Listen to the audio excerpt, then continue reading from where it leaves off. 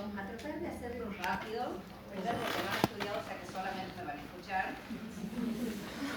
Ya han tenido muchas horas, entonces la idea es que veamos la generalidad del laboratorio de endocrinología y que después por ahí, la semana que viene ya empezamos a ver un poco más de parte práctica y en la discusión de los casos clínicos por ahí retomamos si tienen dudas o si hay algo para trabajar. La idea no es que,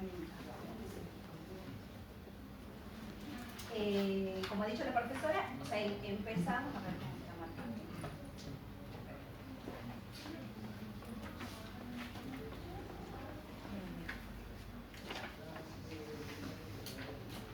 No, pero tengo que configurar el... Si lo estoy actualizando para que lo haga bien.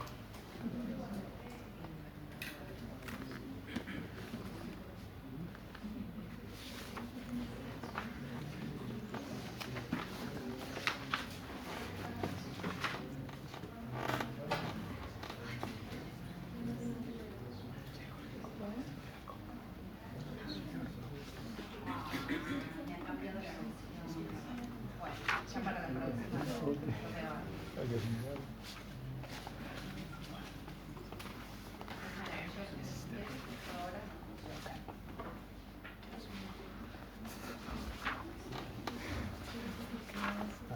Bueno, como ha dicho la profesora, empezamos el segundo módulo de la materia, que sería la parte de endocrinología. Entonces, si bien este no forma parte de ningún, o sea, este teórico práctico no forma parte de ninguno en especial, forma parte de todos. Entonces, también piensen que vamos a ir hablando un poquito, tanto en los seminarios como en los laboratorios, de estos métodos de determinación. Bueno, retomo esta diapositiva que ya la habíamos visto para el estudio de las proteínas, en el que habíamos visto, o sea, para el laboratorio de endocrinología, lo que se utiliza principalmente son los inmunoensayos. Entonces eso es lo que vamos a ver. Y retomando esta diapositiva que ya habíamos visto, bueno, recordamos que los inmunoensayos son pruebas que usan complejos de anticuerpos y antígenos como medio para generar una señal que pueda medirse, o sea, una forma en la que vamos a medir esos inmunocomplejos. También habíamos dicho que había dos, lo puedo empezar a señalar con el, creo que con esto, que había dos tipos de interacción para la formación de estos inmunocomplejos. Una era la primaria, que no era visible, y la secundaria, que habíamos visto en proteínas, que era a través o precipitación o aglutinación, y precipitación había sido el caso que habíamos trabajado principalmente. Eso como a modo de recordar. Entonces, a modo general y trayendo también de nuevo el flujo de las etapas de trabajo en el laboratorio, como que vamos a puntualizar algunos factores que hay que tener en cuenta a la hora de el estudio de las hormonas, o sea, en el estudio, digamos, en la parte preanalítica. Parte de esto, de la variabilidad biológica, la variabilidad debido a factores fisiológicos del paciente o debidas a la extracción de la muestra o a la calidad de la muestra, ya lo hemos ido viendo. Pero la idea es que que empiecen, digamos, a familiarizarse con ciertas terminologías y lo podamos encuadrar de una mejor manera. Bueno, en este caso, ¿qué es la variabilidad biológica? ¿Alguien arriesga? Es una manera que va a ir cambiando los valores según distintos estadios que tenemos durante el día. O por ejemplo el estado fisiológico de la persona. Exactamente, o sea, es la variabilidad que tiene, en este caso la hormona, sí. En condiciones normales. O sea, variaciones que forman parte de las variaciones fisiológicas. Entonces, esta variabilidad biológica tiene dos componentes fundamentales, uno intraindividual y otro intraindividual. Intraindividual, o sea, son los que yo misma puedo tener. Y estos pueden ser de dos tipos, un componente sistémico que es previsible, un componente aleatorio que es imprevisible que no podemos tener en cuenta. ¿Qué es lo que sí podemos tener en cuenta? Algo ya han visto acá en el seminario, y es que las hormonas, la mayoría, responden a un ritmo circadiano. Entonces, se secretan esporádicamente o en respuesta al estrés, responden responde a un ritmo circadiano, entonces eso va a producir variabilidad en la concentración de ese analítico. La edad también, o sea, dependiendo de la edad en la que estemos, por ejemplo, una mujer en edad fértil no va a tener sus valores hormonales igual que cuando ya se encuentra en la menopausia. Como componentes aleatorios, bueno, son aquellos que no podemos predecir cómo van a afectar el sistema endocrino, que van a ser, como dicen acá, digamos, hay algunos ejemplos, como la dieta, el clima, cambios posturales, cambios emocionales, entre otros varios que no sabemos cómo terminan afectando el sistema endocrino. Y la variación, la variabilidad interindividual es la variación que yo puedo sufrir, digamos, en relación a gente, a otras personas de la misma población. Y ahí tenemos que tener en cuenta la edad, la raza, el sexo, el ciclo menstrual, la gestación, lactancia, menopausia, ejercicio físico como algunos de los factores. Estos, también como venimos diciendo, esta variabilidad biológica, o sea, la variabilidad debida a factores fisiológicos del paciente va a producir variabilidad biológica. O sea, con variaciones normales que podemos tener, que no sean patológicas y que van a producir esa variabilidad, van a inducir en esa variabilidad. Y ya esto es lo que les digo, ya hemos visto varios de estos factores que van afectando las determinaciones preanalíticas de otros analitos. Los alimentos, el café, el tabaco, la edad, el embarazo, los ciclos biológicos, el alcohol, la fiebre, el ejercicio físico, el estrés, la droga, el sexo, entre otros factores que vamos a tener que tener en cuenta. ¿A qué nos referimos cuando hablamos de la variabilidad debida a la extracción de la muestra? Eso también es una parte importante de la etapa preanalítica, que no solo lo tenemos que tener en cuenta acá, sino en todas las determinaciones que hagamos, pero en las hormonas, pequeñas variaciones pueden producir grandes alteraciones. Entonces, ¿a qué nos referimos cuando hablamos del tiempo de torniquete? El tiempo que está ligado al paciente. Eso sabemos que hay que ligar el menor tiempo posible para evitar la hemoconcentración. Cuando vamos a sacar sangre, importante, esto también lo sabemos, no se saca sangre del brazo donde los pacientes internados tienen suelos terapéuticos. Es importante saber qué anticuerpos vamos a utilizar según la determinación que estemos por realizar. Anticoagulante, perdón, no sé qué he dicho. El efecto postural, ¿cómo se saca sangre comúnmente? El paciente sentado. El paciente sentado no es lo mismo si el paciente está acostado. Entonces eso hay que tener en cuenta. Y por supuesto, el tema del ayuno. ¿Cuántas horas de ayuno son necesarias? Si es o no necesaria el ayuno. Y esto que también lo tenemos más que conocido es la variabilidad debida a la calidad de la muestra. Ya hemos hablado de las lipemias, de la hemólisis, de la ictericia y de la fibrina. Todo esto va a ir afectando a la calidad de nuestra etapa preanalítica. ¿Y por qué lo traigo y lo volvemos a recordar? Porque dentro del laboratorio, como los métodos analíticos han ido mejorando su calidad, los mayores errores que se producen dentro del laboratorio son en la etapa preanalítica. Entonces es importante que no perdamos de vista esto. En la etapa analítica, bueno, volvemos a... ya hemos dicho que lo que vamos a hablar, o lo que más se usa en el laboratorio de la endocrinología son los inmunoensayos.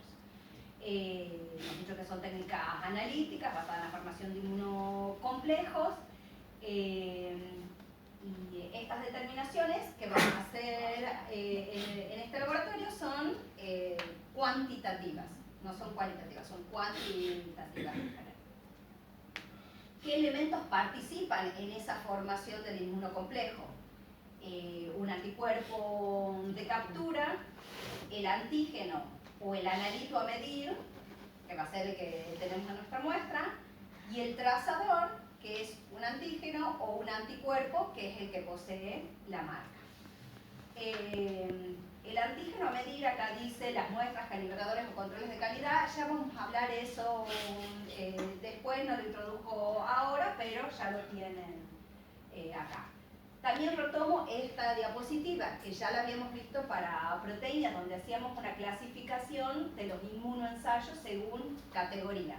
Habíamos dicho que podían ser clasificadas según el tipo de reacción o según el tipo de métodos. Y habíamos hablado de técnicas cualitativas o cuantitativas. Y habíamos visto para proteínas estas metodologías. En este caso, nosotras vamos a hablar de métodos cuantitativos en el que para la visualización de ese inmunocomplejo se utilizan anticuerpos que poseen un marcaje. Este marcaje puede ser de distintos tipos, puede ser radiactivo, enzimático, fluorescente, quimioluminiscente o electroquimioluminiscente. Ahí en la cartilla ustedes tienen divididos según como en 3 categorías: el tipo de marcaje, el tipo de diseño o según la necesidad de separación o no. Yo, para efectos prácticos, no he querido separar en 3, sino solamente en 2, para que ustedes no se olviden que todos estos métodos, independientemente de la marca, pueden ser competitivos, no competitivos, homogéneos o heterogéneos. ¿Sí? Entonces, que esto que estamos por hablar ahora del diseño puede afectar, o sea, puede tener cualquiera de este tipo de marcas. Cuando hablamos de la disponibilidad del reactivo o el diseño, ¿a qué nos referimos? Yo también Hacer es competitivo o no competitivo. Bien, o sea, es competitivo o no competitivo. Y en el caso este de que sea competitivo, más o menos en qué consiste el fundamento. El antígeno de la muestra va a competir con el antígeno marcado Por el anticuerpo. por el anticuerpo, digamos. O sea, los dos compiten por el anticuerpo marcado. Bien, por el- entonces en nuestro sistema vamos a tener el antígeno a medir, que en este caso hablamos de hormonas, un antígeno marcado, bueno, esto representa la reacción enzimática, y un anticuerpo. Entonces lo que caracteriza estos inmunoensayos es que el anticuerpo está en una concentración limitante. Entonces, el antígeno de nuestro paciente y el antígeno marcado compiten por los sitios de unión a ese anticuerpo. Entonces,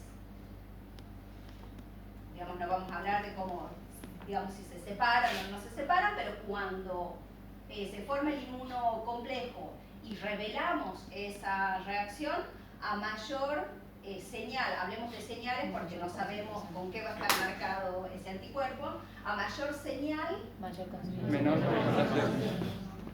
Menor concentración. Menor concentración. ¿por qué? Porque está reemplazando el antígeno de la muestra. Inversamente proporcional, digamos, ¿Pero por qué? porque va a haber menos, digamos, menos la del antígeno marcado, va a unirse menos al anticuerpo y se va a unir más del antígeno a medir. Porque lo que nosotros revelamos, o sea, el que genera la señal, es el antígeno marcado. Claro. Y ese es el que se une, o sea, que compite con nuestra muestra. A mayor unión del antígeno marcado, menor unión de la nuestra. ¿Sí? Entonces, En realidad, digamos que está en concentración, en mayor concentración, desplaza al otro. O sea, ya sea el marcado o el libre o el frío, o sea, se dice marcado caliente o el frío, que va a desplazar el que esté en mayor concentración, va a desplazar al otro. entonces, si se grafica la señal en función de la concentración, va a ser inversamente proporcional. ¿Sí? En el caso, la sensibilidad de este método va a estar dada, entonces por la afinidad que tenga la afinidad y la especificidad del anticuerpo utilizado, el anticuerpo de captura, la eficacia en la separación de las fracciones libre y unida para que podamos distinguir bien esa señal, y la precisión en la detección de la señal. En el caso de los inmunoensayos no competitivos, acá la disponibilidad del reactivo, vamos a decir que en relación a eso, que el anticuerpo está en exceso, entonces ya no hay una competencia. ¿Cuáles son los elementos de este sistema entonces? El anticuerpo de captura, nuestro El analito. analito determinar que va a ser la hormona y un anticuerpo Marcado. marcado. Entonces lo que se produce, ¿cómo le llamamos también a este tipo de Sándwich. de sándwich? Entonces tenemos el anticuerpo de captura, se une nuestro analito y el segundo anticuerpo se une a un sitio diferente que se ha unido el anticuerpo de captura. Entonces forma un sándwich y ahí es como Directa. Emite señal. emite la señal. Entonces si nosotros graficamos la señal en función de la concentración, A medida que aumenta la señal, directa. aumenta la concentración. exactamente, más antígeno que queremos determinar, mayor va a ser la señal. En este caso, la sensibilidad está dada, bueno, porque la concentración del anticuerpo está en exceso, no es limitante, por la actividad específica del anticuerpo marcado y si bien a mayor concentración por ahí del anticuerpo de captura se pueden producir mayores uniones inespecíficas, en este caso las uniones inespecíficas son bajas, entonces hay buena sensibilidad en la determinación. ¿Cuáles son las ventajas? Al usarse dos anticuerpos hay mayor especificidad y en mayor sensibilidad, es más amplio el rango de trabajo y se evita, al utilizar dos anticuerpos, el marcaje del antígeno, que muchas veces es dificultoso.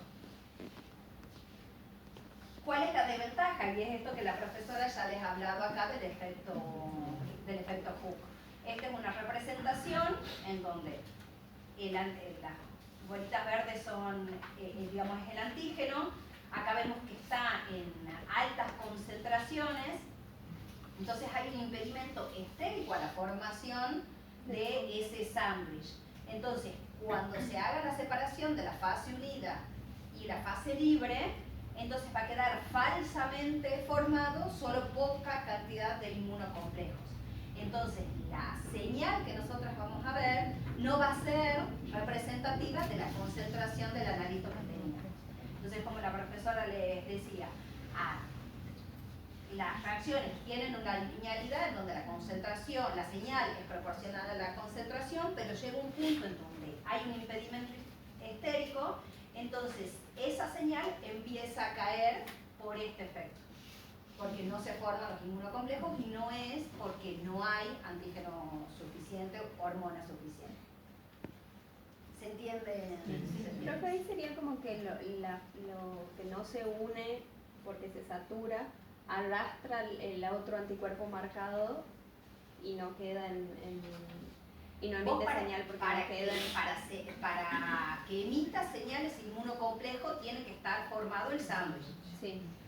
Cuando el analito está en altas concentraciones, entonces el analito se va a unir al anticuerpo, o sea, no necesariamente se va a unir solamente al anticuerpo de captura y después al sándwich, sino que se va a unir también a ese anticuerpo marcado que está libre. Bien. Entonces va a producir de esa manera el impedimento estérico.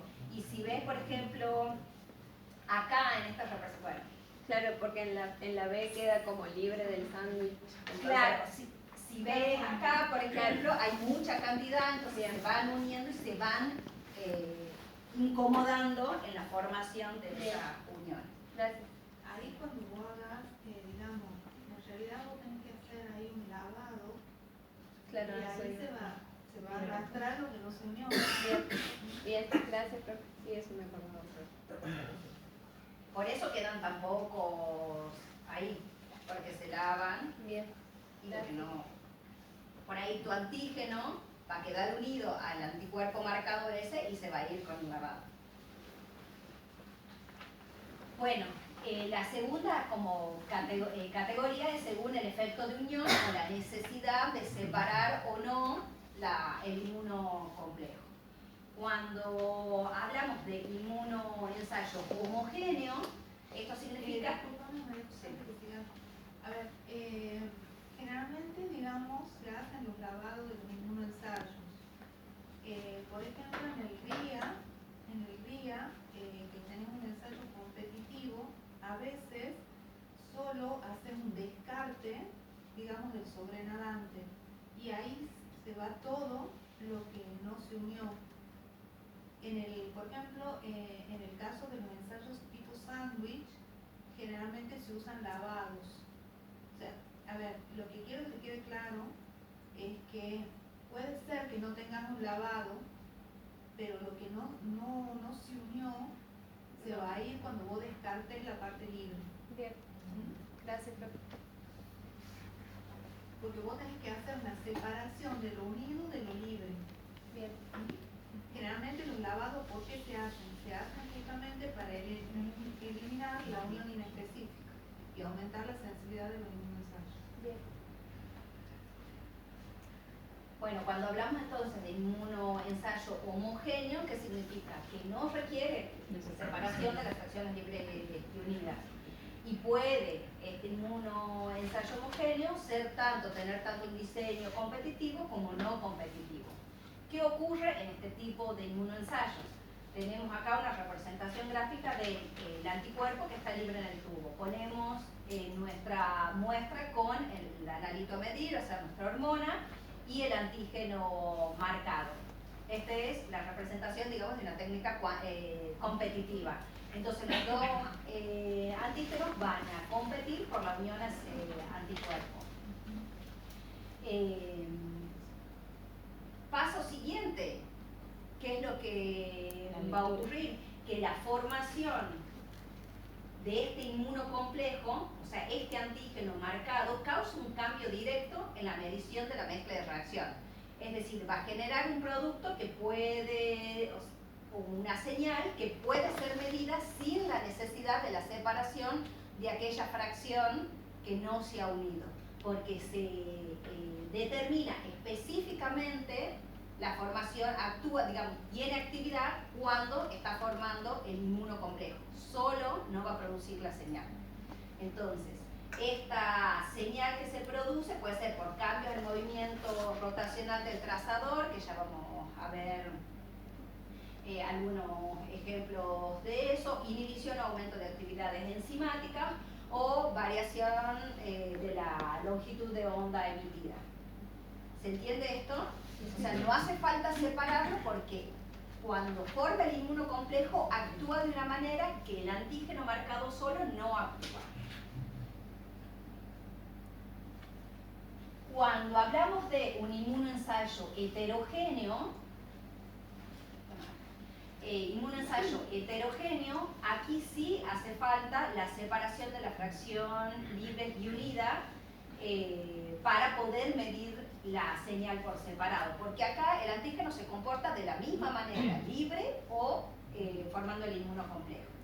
También puede ser este tipo de ensayo, puede tener un diseño competitivo o no competitivo. En este ejemplo, que es similar al anterior, si ustedes se acuerdan acá, nosotros una vez que uníamos, que agregábamos nuestra muestra y el antígeno marcado, directamente se revelaba la reacción. En este caso es necesario lavados para eliminar esos antígenos que no se ha unido y medir solamente la señal emitida por los inmunocomplejos. ¿Cuáles son las técnicas de separación más usadas? Ustedes en la cartilla, o sea, yo no voy a repetir todo lo que tienen en la cartilla, sino he utilizado de guía para extraer lo que por ahí podíamos hablar en 20 minutos, después ustedes en la cartilla profundizan. ¿Cuáles son las técnicas de separación más usadas? Bueno, el método del doble anticuerpo, como por ejemplo el que utiliza el sistema bilina-streptavidina. Entonces, aquí en verde está representado el antígeno a medir, o la hormona a medir. Se utiliza un anticuerpo contra ese antígeno y se utiliza un segundo anticuerpo que está marcado con avidina, streptavidina, y lo que genera eso es la formación de un inmunocomplejo de gran tamaño que después en las centrifugaciones es más fácil que precipite y sea más fácil de separar. Entonces esa es una forma que se utiliza. Otra forma es la separación en fase sólida. Ya conocemos, digamos, las microplacas que tienen los pocillos, donde los anticuerpos están unidos. Estos son tubos pocillos.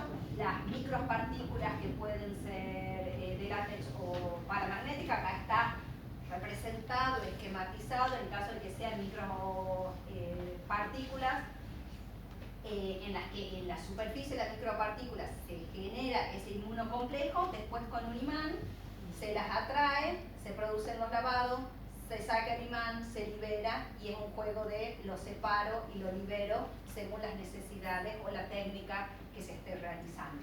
María José, Sí. esa de la streptavidina mencionado, o hay botas de tener la que puede poner una fase sólida. No, esto, el verde, es un antígeno, es el antígeno. Es una representación, acá está representado el antígeno, un anticuerpo y un segundo anticuerpo. Acá no se ve porque está chiquitito, pero esto verde es el antígeno, es una representación esquemática. Está... En realidad, o sea, usar un segundo anticuerpo ahí. Sí, y eso es lo primero, o sea, método de doble anticuerpo. Y este otro ejemplo, que esto lo vamos a ver En realidad también. eso no estaría unido a un tubo, sino sería una precipitación. Claro. Después una centrifugación o lo que haga falta, si eso fue mucho. Y este ejemplo que lo traigo en realidad porque si bien no lo vamos al ejemplo de la electroquimioluminiscencia, no lo vamos a ver con este sistema, pero la electroquimioluminiscencia también permite la separación a través de un anticuerpo que tiene streptavidina y en la fase sólida está la avidina.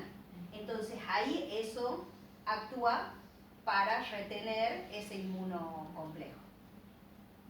¿Sí? Estos son algunos de los métodos de separación.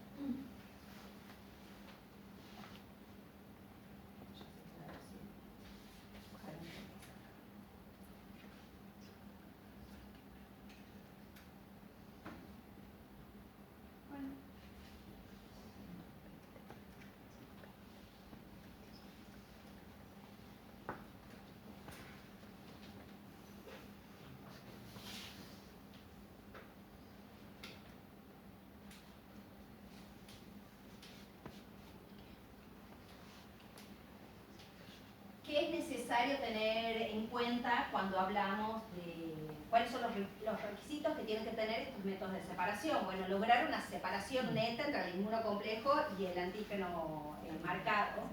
Ser sencillo de aplicación, que sea reproducible, que se realice esa separación en un tiempo corto, así no se altera el equilibrio formado por el inmunocomplejo, que no sea interferido por otros compuestos y que sea aplicable a diferentes volúmenes del medio incubado. Entonces, hasta ahí es los inmunoensayos competitivos y no competitivos e inmunoensayos homogéneos y heterogéneos. ¿Sí? Entonces, volviendo al marcaje que puede tener ese segundo anticuerpo, vamos a hablar de tipos de marcajes isotópicos o no isotópicos.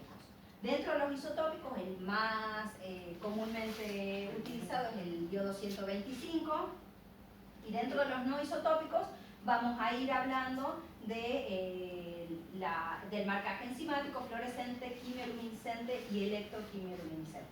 Disculpame, María José, ahí, o sea, el segundo anticuerpo en el caso de un inmunoensayo no competitivo sería el anticuerpo. Y cuando sea un diseño competitivo, ¿cuál sería el elemento marcado? En este caso, el anticuerpo. Bueno, en el caso de la marca isotópica, vamos a hablar de RIA, que es el radioinmunoensayo, o de IRMA, que es el ensayo inmunorradiométrico, ¿sí? ¿Cuál es la diferencia? Acá en esta representación capaz que no es la ideal, porque nosotros, ¿qué es lo que dosamos? ¿Qué dosamos? Hormonas, o sea, sería el antígeno, no anticuerpo. Acá dice el anticuerpo del paciente. Entonces esto sería un antígeno. El RIA es un inmunoensayo competitivo. El IRMA es un no competitivo y los dos son heterogéneos.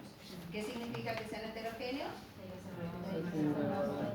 Bien, que hace falta la Que hay que separación. separar, no se confundan. El lavado que se hace es para eliminar, digamos, lo que se puede pegar inespecíficamente y que aumenta la sensibilidad.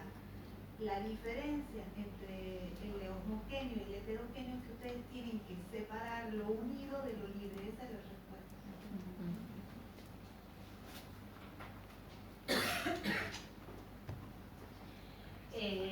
Entonces, en el caso del inmunoensayo competitivo, que vendría a ser el RIA, acá está esquematizado. Tenemos el antígeno marcado, que sería el trazador. Esto, hagamos de cuenta que es un antígeno, no un anticuerpo. Entonces, compiten el antígeno del paciente y el antígeno marcado por los sitios de unión a nuestro anticuerpo. En el caso del IRMA, es un inmunoensayo que es no competitivo, ¿sí? Entonces se forma, tenemos el anticuerpo de captura, nuestro antígeno a determinar y un segundo anticuerpo marcado con una marca radioactiva. ¿Sí? De cualquier manera, en el segundo, sí, el próximo teórico práctico es de hormonas tiroideas, entonces vamos a ver mejor RIA e IRMA.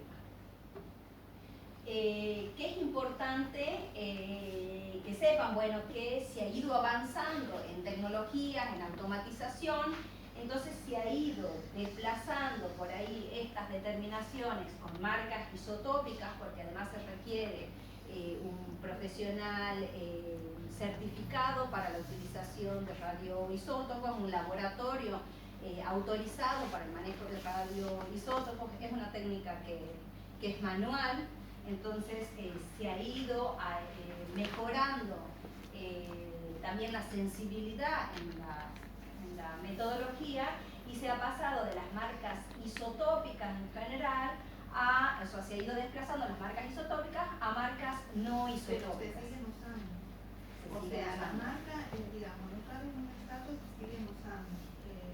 Lo usa el que está habilitado, el laboratorio, el profesional que está habilitado para el uso.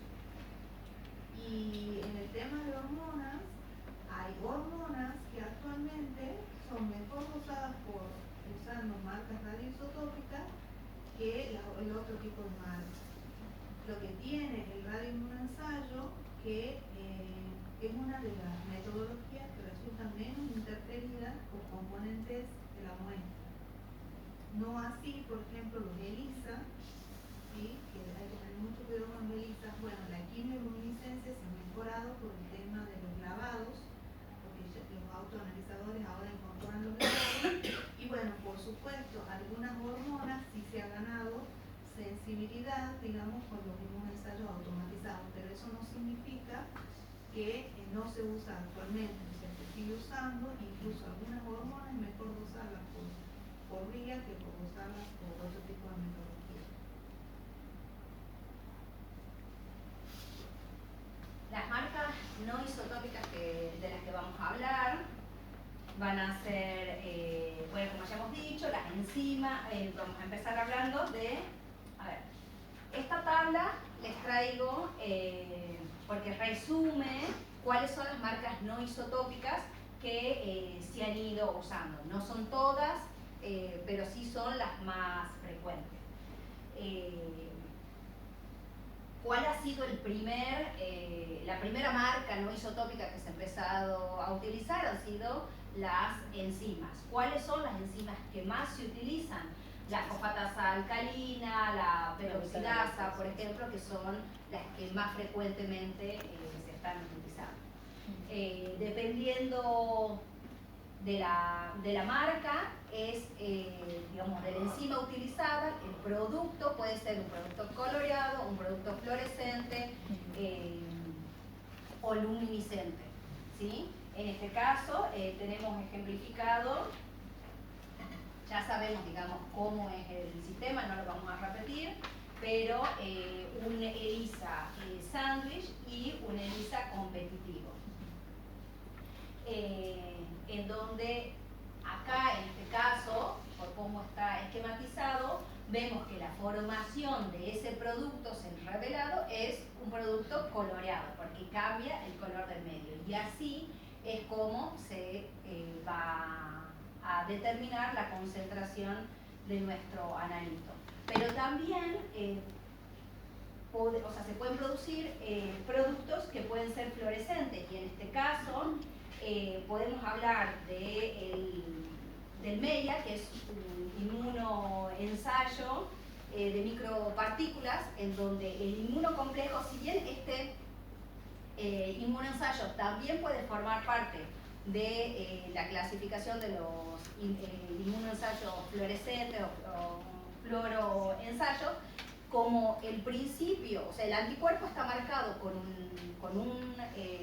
una enzima, entonces, digamos, yo he preferido ponerlo acá para que recuerden que la formación de esos productos en la ELISA pueden ser coloreados, pero también pueden ser fluorescentes. ¿Cuál es el fundamento o qué es lo que pasa en el MEIA? Acá nosotros tenemos la formación del inmunocomplejo, o sea, el anticuerpo de captura está en una micropartícula de látex. Entonces se forma el inmunocomplejo que se transfiere a una matriz de vidrio que aumenta, que permite, digamos, como la separación de ese inmunocomplejo, aumenta la superficie de contacto de esos inmunocomplejos. Se agrega un segundo anticuerpo que va a estar marcado, y que la marca que va a tener es la fosfatasa alcalina. Esta fosfatasa alcalina va a actuar sobre un sustrato que va a ser el 4-metil-umbelinferona fosfato, y va a producir la hidrólisis de ese compuesto para dar un compuesto fluorescente. Entonces lo que vamos a ver va a ser la formación, digamos, del compuesto, la fluorescencia. Y eso es lo que se mide. Entonces, un inmunoensayo que está marcado con una enzima, pero que genera un producto como un producto final, un producto fluorescente. Disculpame, ahí, a ver, volver con esta diapositiva. Ahí fíjense en que las partículas estas están revestidas con varias moléculas de anticuerpos, y eso le da mayor sensibilidad al inmunoensayo. Y bueno, y la fibra de vidrio es la que sería la parte sólida, digamos, que necesitan el inmunocomplejo. Este inmunoensayo, que hemos dicho que es fluorescente, va a representar, lo podemos clasificar, digamos, como un inmunoensayo fluorométrico, pero indirecto. ¿Por qué indirecto?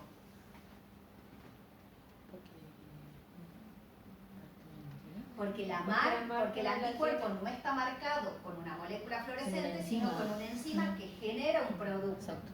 O sea, no es el anticuerpo el que genera la fluorescencia, sino un producto derivado. ¿Sí? Por eso me parecía interesante incorporarlo también dentro de los enzimas, de los ELISA, para que lo tengan en cuenta. Pero haciendo esta distinción, que este correspondería a un inmunoensayo indirecto, y dentro de los inmunoensayos directos, por ejemplo, van a utilizar fluorocromos como la fluoresceína, los quelatos de los lantánidos, y en este caso el anticuerpo va a tener una marca que es la que va a generar la fluorescencia. ¿Sí? En el caso del FEPIA sería un inmunoensayo de polarización fluorescente. ¿Lo han leído? ¿Alguien lo quiere explicar? ¿En qué consiste? tienen idea. Quiero que por lo menos lo lean porque sí cuesta por ahí entenderlo. Entonces, ¿en qué se basa este inmunoensayo? En la emisión, digamos, de esa fluorescencia cuando al anticuerpo o al anticuerpo marcado se lo excita, se le incide una luz polarizada. Entonces, para que se emita la fluorescencia, esto tiene que ver para poder emitir esta fluorescencia, tiene que ver con la capacidad de rotación que tengan las moléculas. Las moléculas libres tienen mayor rotación. ¿Sí? Vamos hasta ahí. Hablamos de moléculas libres, hablamos del antígeno marcado, ¿sí? Que no sería nuestro analito, sería el que compite, como acá dice, digamos, estos inmunoensayos son competitivos y homogéneos. Entonces, competitivos porque este antígeno marcado va a competir con nuestro antígeno. Entonces, este antígeno marcado libre, que es el que tiene la capacidad de emitir esa fluorescencia, lo va a poder rotar y emitir una fluorescencia de manera, la velocidad de esa rotación va a depender de la capa. Chicos, me cuesta un montón decirlo, ¿no? Pero del peso molecular. claro, del peso molecular. A moléculas más chicas, la velocidad de rotación es más rápida. A mayor rotación va a haber menor emisión, claro. Y va a polarizar más la luz. Va a polarizar, eso. Más la luz que se rota más rápido. Cuando nuestro anticuerpo, cuando nuestro antígeno marcado esté formando ese inmunocomplejo, entonces no va a rotar tan rápidamente, lo va a hacer lentamente, entonces la luz, acá vemos una representación, en el caso de si nuestra muestra es negativa, o sea, ¿qué significa eso? Que va a haber más antígeno marcado libre. Al ser más chica la molécula, rota más rápido, hay mayor fluorescencia emitida. Cuando hay formación de inmunocomplejos, entonces rota más lentamente, emite menor fluorescencia. Entonces, a mayor fluorescencia, ¿cómo va a ser la concentración? Menor. Bien. ¿Se entiende Sí, esto? sí. Porque tiene que ver con la rotación, o sea, con la emisión de la fluorescencia a través de la rotación de la molécula. ¿Sí? Por eso cuando habíamos hablado al principio de que los inmunoensayos homogéneos, que en los inmunoensayos homogéneos no hacía falta por ahí la separación de la fase unida de la fase libre porque se comportaban diferente unidos o libres. Y este es un ejemplo. Ahí hablábamos de la rotación. Bueno, en este caso no hace falta la separación porque actúa diferente el antígeno libre que el antígeno formando ese inmunocomplejo. ¿Sí?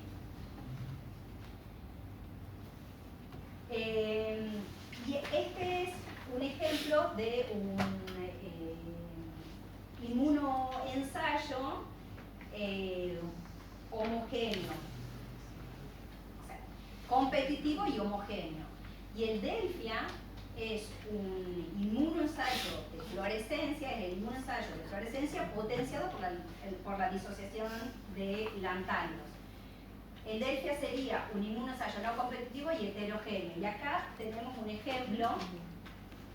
Cuando hablamos de no competitivos, decimos el anticuerpo está en exceso, ponemos nuestra muestra, un segundo anticuerpo, se forma el inmunocomplejo y en este caso se coloca una solución intensificadora que lo que hace es liberar el quelato, digamos, del lantánido, que sería europio en este caso, lo libera, se solubiliza en el medio y genera la fluorescencia. ¿Sí? Entonces acá es heterogéneo porque después de este paso hace falta la separación, porque la solución intensificadora, si no, liberaría también el lantánido del anticuerpo libre. Entonces hace falta eliminar la fracción esa no unida para poder recién continuar y revelar la reacción.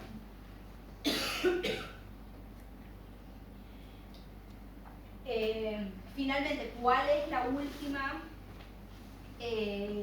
marca que se ha desarrollado? Bueno, una de las últimas, porque la tecnología sigue avanzando y le van agregando modificaciones que le van aumentando la sensibilidad también, que sería la quimioluminiscencia. ¿En qué se basa esta quimioluminiscencia? ¿Cuál es el principio? Usan compuestos quimioluminescentes en lugar de radioactivo, no. O sea que va a eliminar ¿Qué un fotón. serías a través de una reacción química? Se liberan fotones. Se genera una luz. Claro. Entonces, en este caso, puede ser, acá no se marca. En este caso puede ser también directa o indirecta. ¿En qué caso sería directa? Cuando en este sistema, digamos, hace falta un sustrato, el oxidante, puede haber o no cofactores, y sí tiene que haber un catalizador de la reacción. Entonces, cuando se produce la reacción, se produce la generación de un fotón porque el sustrato se excita, y esa liberación y esa, digamos, la vuelta al estado basal emite una señal, que en este caso va a ser lumínica, que es lo que se detecta en el ensayo, o sea, como producto final. En el caso de la indirecta, ¿qué es lo que pasa? Usamos un fluoróforo que sería el que va a emitir después ese fotón.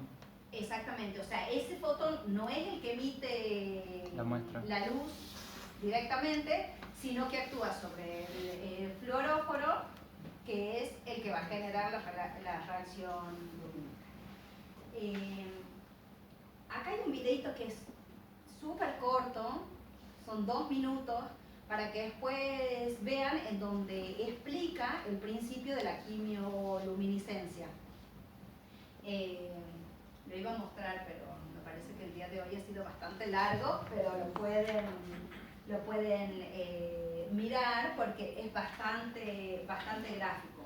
De cualquier manera, que es importante poder distinguir en estos dos tipos de ensayos, que en la emisión, en la quimioluminiscencia directa, la señal esa, o sea, va a ser la primera gráfica esta, es una señal que se denomina una curva tipo flash, porque se produce un aumento rápido de la señal y una disminución rápida también.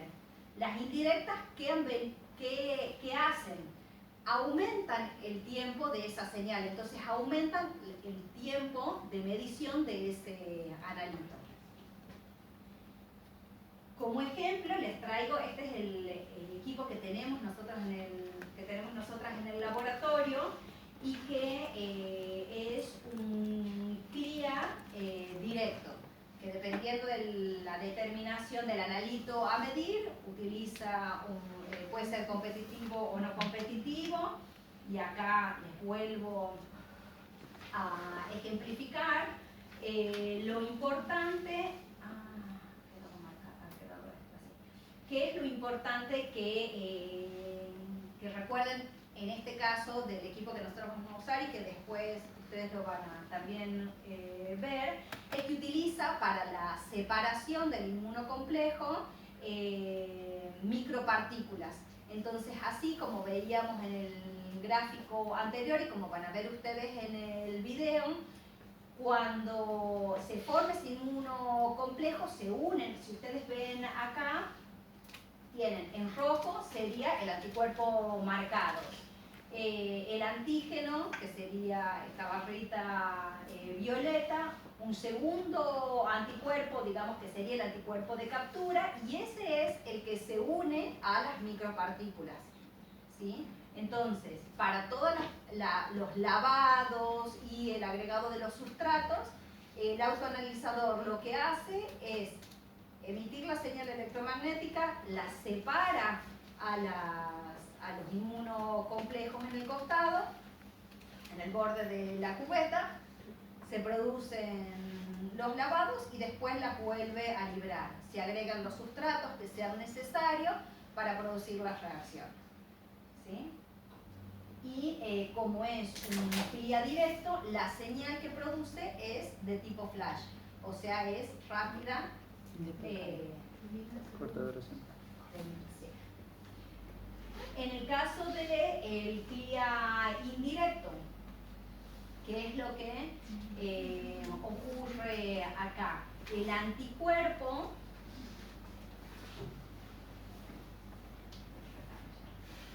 es más o menos el mismo principio que veníamos hablando. Al ser indirecto, no es el anticuerpo el que emite la quimioluminescencia, sino es o sea, actúa sobre una enzima. El ejemplo más conocido es el del luminol. O sea, la peroxidasa actúa sobre el luminol y esa es la que va a producir la emisión de la luz, ¿sí? Y es el principio, lo he traído, es un PowerPoint que anda circulando por la web, porque el CLIA indirecto es el principio del Immunolite, que es uno de los primeros autoanalizadores que se ha usado y que no puedo saber si ustedes lo usan porque nadie me ha contestado qué equipo utilizan en las guardias y en los hospitales.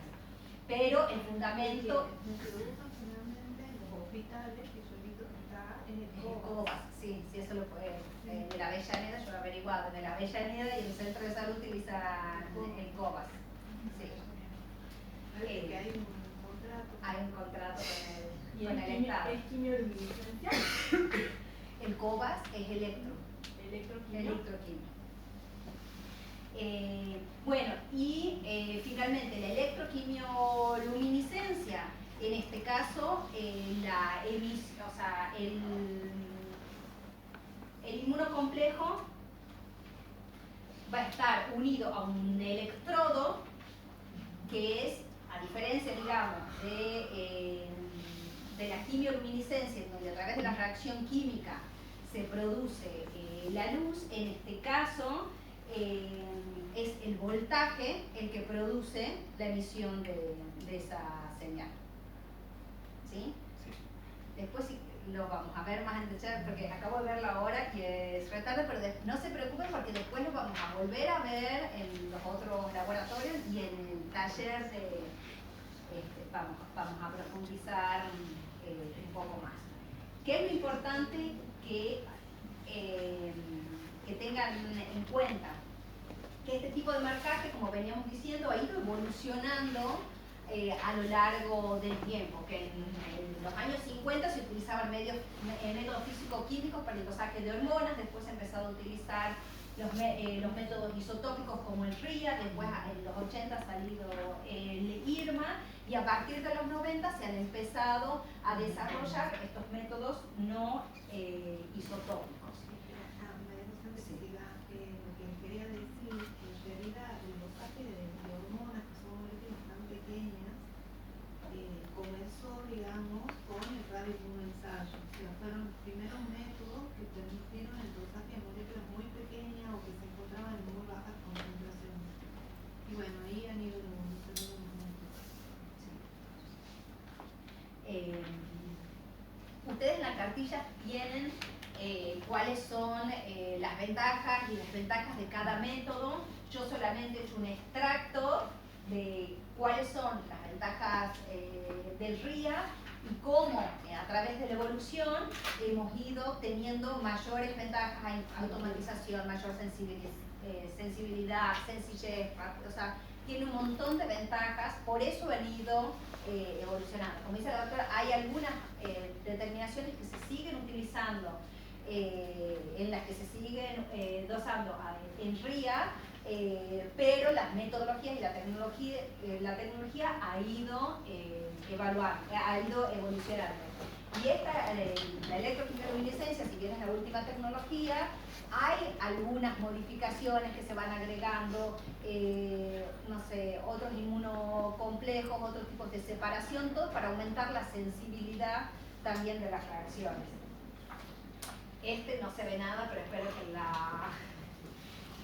que cuando lo descarguen puedan verlo. Es una tabla en la que resume cuáles son los distintos tipos de marcaje, cuál sería la técnica, en qué formato se pueden hacer, es decir, heterogéneos, no heterogéneos, competitivos, en general digamos cómo son, por qué equipo o método se lo utilizan.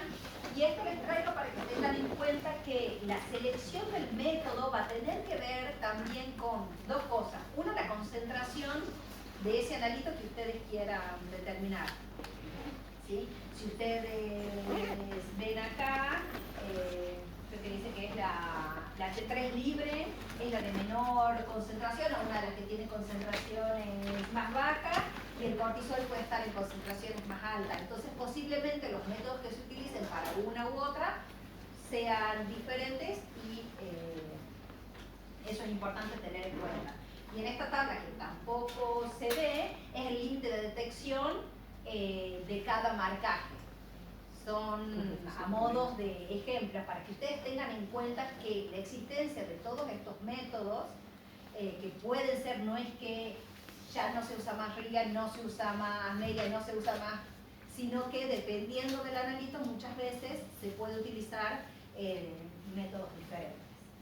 Un ejemplo es de evolución es de la TSH. Los métodos de primera generación, como es el RIA, tenía una sensibilidad